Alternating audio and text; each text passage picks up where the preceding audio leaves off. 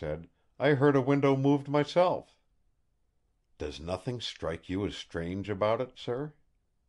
"Strange?" I said. "Strange? Why, it's all the most bewildering, maddening thing I've ever encountered.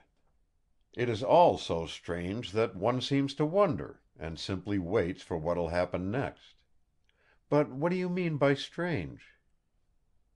The detective paused, as if choosing his words to begin, and then said deliberately: "You see, I am not one who believes in magic and such things. I am for facts all the time, and I always find in the long run that there is a reason and a cause for everything. This new gentleman says these things were stolen out of his room in the hotel.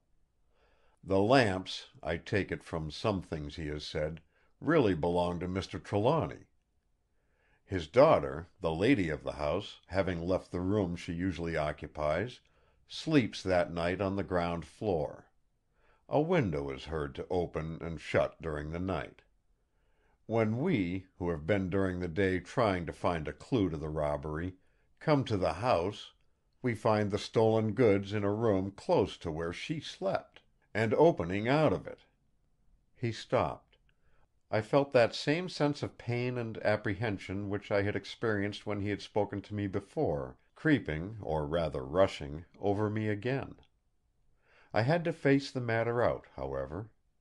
My relations with her, and the feelings toward her which I now knew full well meant a very deep love and devotion, demanded so much.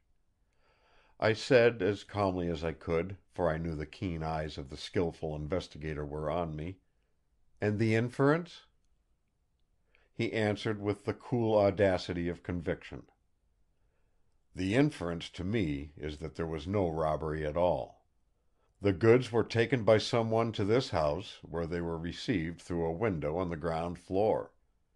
They were placed in the cabinet, ready to be discovered when the proper time should come." Somehow I felt relieved; the assumption was too monstrous.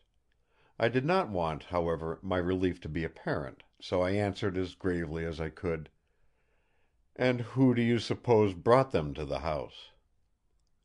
"I keep my mind open as to that. Possibly Mr. Corbeck himself; the matter might be too risky to trust to a third party."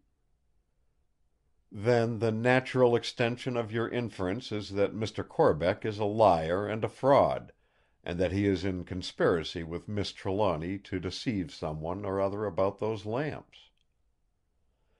"Those are harsh words, Mr. Ross. They're so plain spoken that they bring a man up standing, and make few doubts for him. But I have to go where my reason points. It may be that there is another party than Miss Trelawny in it. Indeed, if it hadn't been for the other matter that set me thinking and bred doubts of its own about her, I wouldn't dream of mixing her up in this. But I'm safe on Corbeck. Whoever else is in it, he is. The things couldn't have been taken without his connivance, if what he says is true. If it isn't, well, he is a liar anyhow. I would think it a bad job to have him stay in the house with so many valuables, only that it will give me and my mate a chance of watching him. We'll keep a pretty good lookout, too, I tell you. He's up in my room now, guarding those lamps, but Johnny Wright is there too. I go on before he comes off, so there won't be much chance of another housebreaking. Of course, Mr. Ross, all this, too, is between you and me." "Quite so; you may depend on my silence," I said, and he went away to keep a close eye on the Egyptologist. It seemed as though all my painful experiences were to go in pairs, and that the sequence of the previous day was to be repeated; for before long I had another private visit from Doctor Winchester, who had now paid his nightly visit to his patient and was on his way home. He took the seat which I proffered and began at once: "This is a strange affair altogether. Miss Trelawny has just been telling me about the stolen lamps, and of the finding of them in the Napoleon cabinet. It would seem to be another complication of the mystery; and yet, do you know, it is a relief to me. I have exhausted all human and natural possibilities of the case, and am beginning to fall back on superhuman and supernatural possibilities. Here are such strange things that, if I am not going mad, I think we must have a solution before long. I wonder if I might ask some questions and some help from Mr. Corbeck, without making further complications and embarrassing us. He seems to know an amazing amount regarding Egypt and all relating to it. Perhaps he wouldn't mind translating a little bit of hieroglyphic. It is child's play to him. What do you think?" When I had thought the matter over a few seconds, I spoke. We wanted all the help we could get. For myself, I had perfect confidence in both men, and any comparing notes, or mutual assistance, might bring good results. Such could hardly bring evil. "By all means, I should ask him. He seems an extraordinarily learned man in Egyptology, and he seems to me a good fellow as well as an enthusiast. By the way, it will be necessary to be a little guarded as to whom you speak regarding any information which he may give you." "Of course," he answered. "Indeed, I should not dream of saying anything to anybody excepting yourself. We have to remember that when Mr. Trelawny recovers he may not like to think that we have been chattering unduly over his affairs." "Look here," I said, "why not stay for a while, and I shall ask him to come and have a pipe with us. We can then talk over things." He acquiesced, so I went to the room where Mr. Corbeck was, and brought him back with me. I thought the detectives were pleased at his going. On the way to my room he said: "I don't half like leaving those things there, with only those men to guard them. They're a deal sight too precious to be left to the police." From which it would appear that suspicion was not confined to Sergeant Daw. Mr. Corbeck and Doctor Winchester, after a quick glance at each other, became at once on most friendly terms. The traveller professed his willingness to be of any assistance which he could, provided, he added, that it was anything about which he was free to speak. This was not very promising, but Doctor Winchester began at once: "I want you, if you will, to translate some hieroglyphic for me."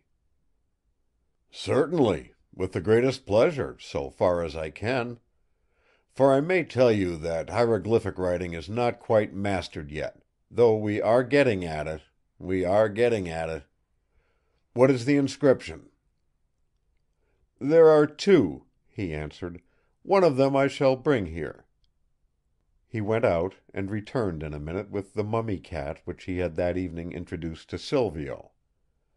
The scholar took it, and after a short examination, said: "There is nothing especial in this. It is an appeal to Bast, the Lady of Bubastis, to give her good bread and milk in the Elysian fields. There may be more inside, and if you will care to unroll it, I will do my best. I do not think, however, that there is anything special. From the method of wrapping, I should say it is from the Delta, and of a late period, when such mummy work was common and cheap. What is the other inscription you wish me to see?" "The inscription on the mummy cat in Mr. Trelawny's room." Mr. Corbeck's face fell. "No," he said, "I cannot do that. I am, for the present at all events, practically bound to secrecy regarding any of the things in Mr. Trelawny's room." Doctor Winchester's comment and my own were made at the same moment. I said only the one word, "Checkmate," from which I think he may have gathered that I guessed more of his idea and purpose than perhaps I had intentionally conveyed to him. He murmured: "Practically bound to secrecy?" Mr. Corbeck at once took up the challenge conveyed. "Do not misunderstand me. I am not bound by any definite pledge of secrecy. But I am bound in honour to respect Mr. Trelawny's confidence, given to me, I may tell you, in a very large measure. Regarding many of the objects in his room he has a definite purpose in view, and it would not be either right or becoming for me, his